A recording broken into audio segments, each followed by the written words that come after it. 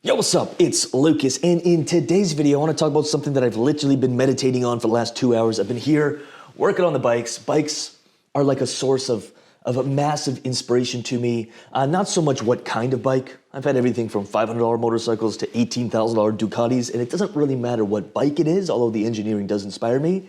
It's the feeling of riding it and working on it. It just does something. I like tap into this like trance. It's almost meditative to me. So I've been in here and I've been thinking about a concept that is a very fine line. Now, if you're very ambitious, and I shared this on social yesterday, if you're very ambitious, like me, you want to create something, there's a very fine line because we start writing down our goals, what we want, all of these things that we want. And just by the very act of getting clear on what we want, it's very easy to slip into, well, I don't have it. Right? I remember when I really wanted a Harley Dyna, and I wanted it just like this. And I could take it too far from wanting it into getting desperate for it. About 12 months ago, that's where I started coining the phrase inspiration over desperation. Feeling inspired instead of being desperate for something. And it's a very fine line, and you have to watch this. Especially if you're ambitious, you want to change the world, you want to build your business, you want to serve your clients, you want this, you want that. You want a life that looks like this. You're doing your visioning process and you're seeing your house, your car, your family, whatever that is. It's very easy to slip into lack, into I don't have it. And now we start focusing on what we don't have. We don't have the bike, we don't have the car, we don't have the business, we don't have the income. Instead of taking a second to realize what we do have, it'll blow your mind what you actually have. Like your body, your mind, healthy body. And if it's not healthy and you're working on it, there are parts of your body that are still functioning. The things around you, the people around you, even if you feel like you have nothing. If you're watching this video, you are like in the top percentile of the world that gets to enjoy a life that's not based on like, how am I going to survive today? There's probably a little bit of a cushion. Oftentimes we make it seem worse than it actually is. And it's like, I remember when I had to sell my apartment because I got into debt and I was like, my life is over.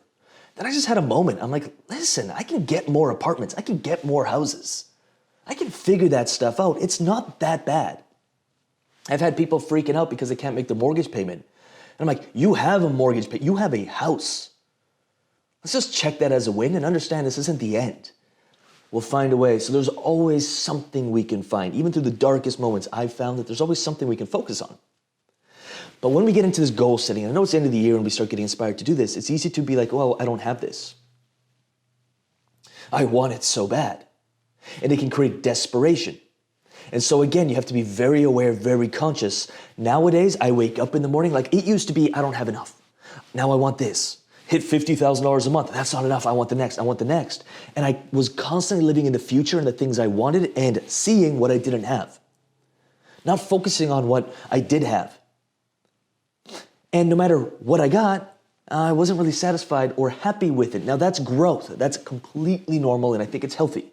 We're always striving for more, for a bigger, more abundant life. I think that's beautiful.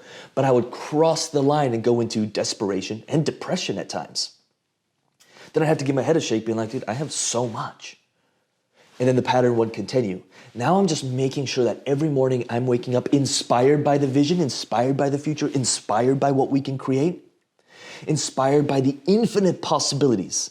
Every choice creates a new path and a new potential and a new possibility. And I get inspired by it and I work towards it. I get pulled by it instead of pushing. Instead of like, well, we're not there yet.